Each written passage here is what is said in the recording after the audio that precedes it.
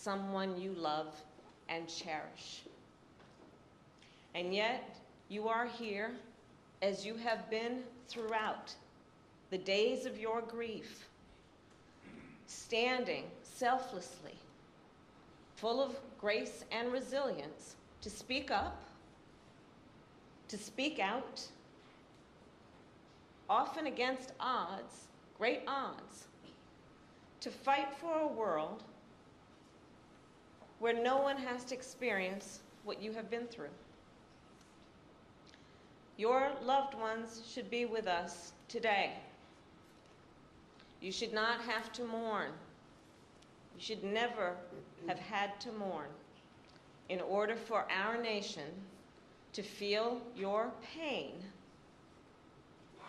and to understand what is wrong and to agree that something must be done. I know it is a particularly difficult day for the Floyd family. 2 years ago today, a brother, a son, a father was taken from you. We will never forget what happened that day. The eyes of the world, literally, were on what happened that day. And collectively, we remain horrified by what we witnessed. And we are here today in memory of George Floyd and all those we have lost to take action. The law enforcement officers of our nation, well, they swear an oath to protect and to serve. And the vast majority do so honorably. Yet we know, too often, when there is a use of biased policing and excessive force, when that occurs, it too often is not met with accountability. Denying equal justice, not just to individuals, but to whole communities, and therefore to our nation as a whole. Trust between law enforcement and the communities they serve is critical to ensuring public safety. And as many of you know, this is an issue I have worked on personally since my first days as an elected district attorney and as California's Attorney General. As a United States Senator, I, together with Senator Cory Book, Congresswoman Karen Bass, introduced legislation to advance much-needed reforms. That legislation would have ensured greater transparency and increased accountability. We later named it the George Floyd Justice and Policing Act. And it was passed because of the strength of the leadership in the House of Representatives through the House of Representatives. However, last fall, Senate Republicans rejected the George Floyd Justice and Policing Act. They walked away from their moral obligation to address what caused millions of Americans to march in the streets. The critical need that a coalition of Americans were demanding, were pleading for in terms of reform and accountability.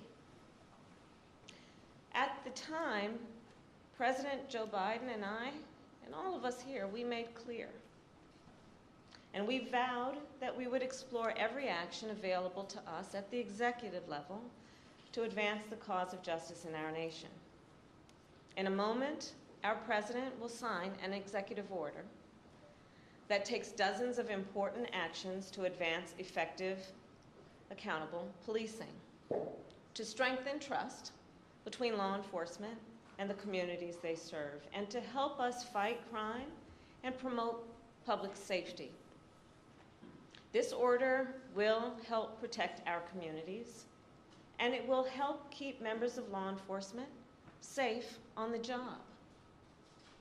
These actions are a result of input and collaboration from a broad set of partners, many of whom are here today, civil rights leaders, members of Congress, in particular members of the Congressional Black Caucus, and I see Madam Chair here with us today, leading law enforcement groups, and of course the families of the victims.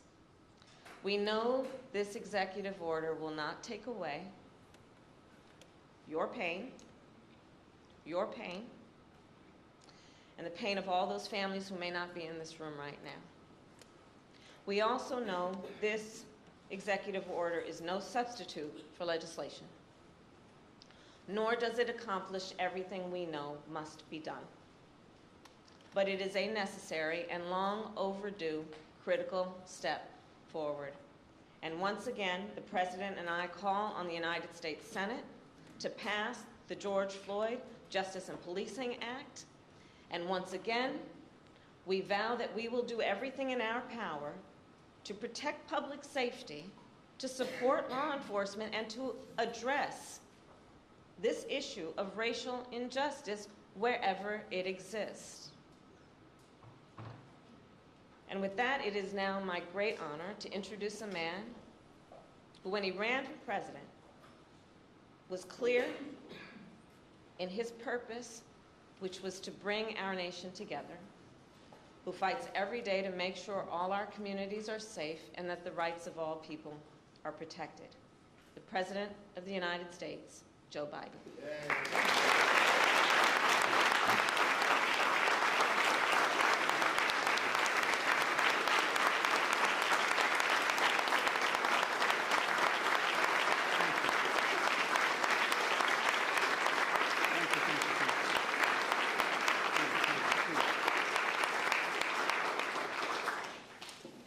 Thank you all. Vice President Harris, before we begin, let me say a few words about what happened in Uvalde, Texas, elementary school. Since I spoke last night, the confirmed death toll has tragically climbed, including another teacher and three more students. Jill and I will be traveling to Texas in the coming days to meet with the families and let them know we have a sense, just a sense of their pain, and hopefully bring some little comfort to the community in shock, in grief, and in trauma. As a nation, I think we all must be there for them, everyone.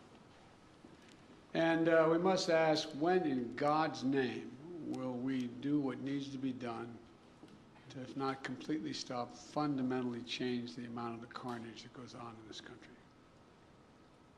To state the obvious, and Corey and a lot of other people here, I'm sick and tired. I'm just sick and tired of what's going on and continues to go on. I spent my career as chairman of the Judiciary Committee and as vice president working for common sense gun reforms. As I said, as a senator and a vice president.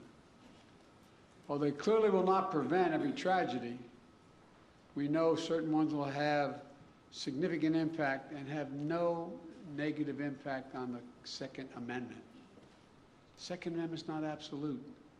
When it was passed, you couldn't own a cannon. You couldn't own certain kinds of weapons. It's just always been limitations. But guess what? These actions we've taken before, they saved lives, and they can do it again. The idea that an 18-year-old can walk into a store and buy weapons of war designed and marketed to kill is, I think, just wrong. It just violates common sense. Even the manufacturer, the inventor of that weapon, thought that as well. You know, where's the backbone? Where's the courage to stand up to a very powerful lobby? But here's one modest step. The federal agency that measures and ensures that gun laws are enforced and the Second Amendment is abided by, the Bureau of Alcohol, Tobacco, and Firearms Explosives, the AFT, has not had a Senate confirmation leader for 7 years because of these disputes. For 7 years, been out without anyone in charge. I nominated a supremely qualified former prosecutor was broad bipartisan support from law enforcement and the community overall. This hearing was held earlier today, I should say. The Senate should confirm and without delay, without excuse, send the nomination to my desk. It's time for action. We're here today for the same purpose, to come together and say enough, to act. We must. Vice President Harris and members of the Cabinet, members of the Congress, civil rights leaders, law enforcement officers and officials, distinguished guests, especially the families missing a piece of their soul, including the family sitting in front of me and the beautiful young girl who told me, my daddy's going to change history. And he will, honey. He will. They've lost a piece of their soul 2 years ago as well. You know, I know events remembering your loved ones, even though they're met with great reverence, are really hard. Everything's come back as if it was happening yesterday. But in your own ways, each of you, whose family's been victimized, have summoned the courage to find purpose through your pain, to stir justice that's been too long dormant, and to give hope while in need of hope yourself. That's why the executive order I'll be signing today is so important in my view. It's a measure of what we can do together to heal the very soul of this nation, to address profound fear and trauma, exhaustion, that particularly Black Americans have experienced for generations, and to channel that private pain and public outrage into a rare mark of progress for years to come.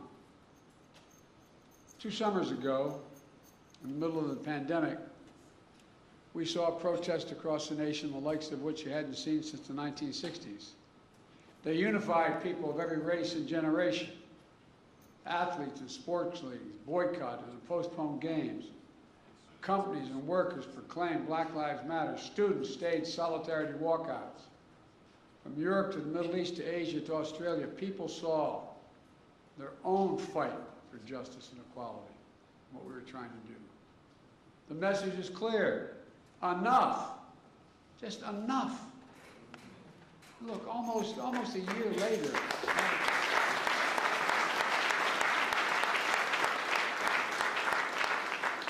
Almost a year later, a jury in Minnesota stepped up and they found a police officer guilty of murdering George Floyd, with officers and even a police chief taking the stand to testify against misconduct of their colleagues. I don't know any good cop who likes a bad cop. But for many people, including many families here, such accountability is all too rare. That's why I promised as president I would do everything in my power to enact meaningful police reform that is real and lasting. That's why I called on Congress to pass the George Floyd Justice and Policing Act. The Senate's in my desk. So I'm asked why I haven't the effort to get the law passed. This is a call to action based on a basic truth. Public trust, as any cop will tell you, is the foundation of public safety. If they're not trusted, the population doesn't contribute, doesn't cooperate. Two sides of the same coin, inextricably linked. And the principles of fairness and equal justice are at the core of each of them. For the wheels of justice are propelled by the confidence that people have in their system of justice. Without that confidence, crimes will go unreported. Witness fear to come forward. Cases go unsolved. Victims suffer in isolation while perpetrators remain free. And ironically, police are put in greater danger. Justice goes undelivered. Without public trust, law enforcement can't do its job of serving and protecting all of our communities. But as we've seen all too often, public trust is frayed and broken, and that undermines public safety. The families here today and across the country who've had to ask, why this nation, why so many black Americans wake up knowing they could lose their life in the course of just living their life today. Simply jogging, shopping, sleeping at home. Whether they made headlines or not, lost souls gone too soon. Members of Congress, including many here today, like Senator Cory Booker and Congressman Karen Bass, alongside members of the Congressional Black Caucus, House and Senate Judiciary Committees, spent countless hours on the George Floyd Justice and Policing Act to find a better answer to that question. I sincerely thank you all for your tireless efforts, but they're not over.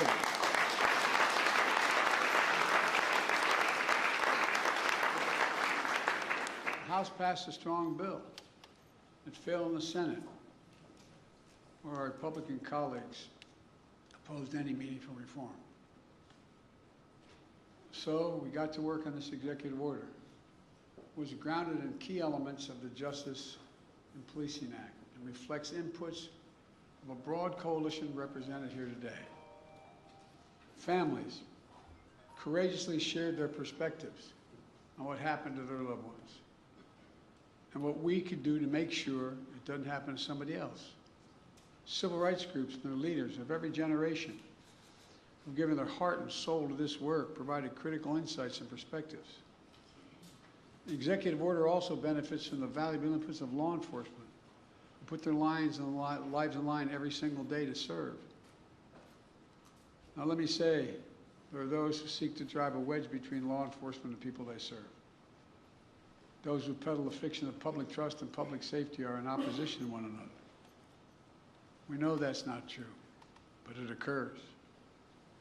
I believe the vast majority of Americans want the same thing: trust, safety, and accountability. The vast majority of law enforcement risk their lives every day to do the right thing. Their families wait for that phone call every time they put on that shield.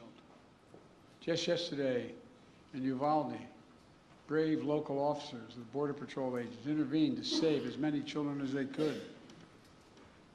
Here today, I want to especially thank the International Association of Chiefs of Police, Fraternal Order of Police, as well as the National Organization of Black Law Enforcement Executives, the Federal Law Enforcement Association,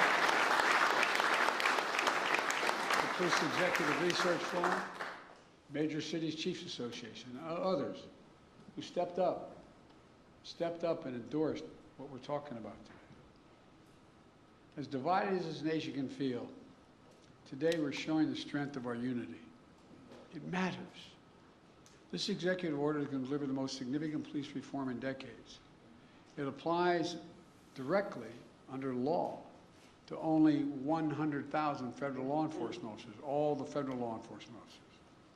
And though federal incentives and best practices that are attached to it, we expect the order to have significant impact on state and local law enforcement agencies as well. Here are the key parts. First, the executive order promotes accountability. It creates a new national law enforcement accountability database to track records of misconduct so that an officer can't hide the misconduct. It strengthens the pattern and practice investigation to address systematic misconduct in some departments. It mandates all federal agents wear and activate body cameras while on patrol. Second, the executive order raises standards, bans chokeholds, restricts no-knock warrants, tightens use of force policies to emphasize de-escalation and duty to intervene to stop another officer from using executive force, just as occurred. It didn't occur, but people testified it didn't occur in George Floyd's case. And third, the executive order modernizes policing. It calls for a fresh approach to recruit, train, promote, and retrain law enforcement that's tied to advancing public safety and public trust. Right now, we don't systematically collect data, for instance, on instances of police use of force. This executive order is going to improve that data collection. There's a lot more as well. The bottom line of the executive order includes reforms that have long been talked about or are finally implemented at federal level. And it comes at a critical time. By building trust, we can strengthen public safety, and we can more effectively fight crime in our communities. And we can do one more thing. We can show what's possible when we work together. Look, I know progress can be slow and frustrating. And there's a concern that the reckoning on race inspired 2 years ago is beginning to fade. But acting today, we're showing that our dear friend, the late John Lewis, Congressman, wrote in his final words after his final march for justice in July of 2020. He said, "Democracy is not a state. It is an act. Democracy is not a state. It's an act, an affirmative act." Today we're acting. We're showing that speaking out matters, being engaged matters, and that the work of our time, healing the soul of this nation, is ongoing and unfinished and requires all of us never to give up, always to keep the faith. I close with this. Over 2 years now, for over 2 years, we've gotten to know one another and pray with one another, not figuratively, literally. I promised the Floyd family, among others, George's name is not just going to be a hashtag. Your daddy's name is going to be known for a long time. But as a nation, we're going to ensure his legacy and the legacy of so many others remembered today. It's not about their death, but what we do in their memory that matters. The purpose. Just a few moments, I'm going to deliver on that promise when I sign the executive order. And Kamala and I will continue, along with our friends in Congress, to get meaningful police reform legislation to my desk as best we can, as quickly as we can, beyond what we're doing here, affecting states as well, directly. On this day, we're showing the America we know we're a great nation, because the vast majority of us are good people. And there's nothing beyond our capacity, nothing, when we act together as the United States of America. This is a start, a new start. May God bless you all. May God protect our forces. Now I'm going to go sign that executive order. Thank you.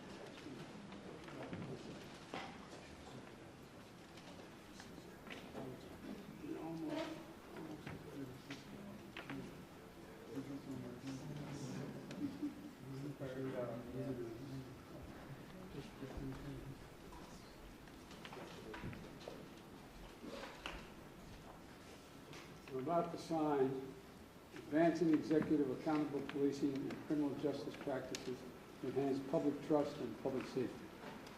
And since I only have one pen, you're all going to get a copy of this. I don't have to do one stroke at a time with each pen.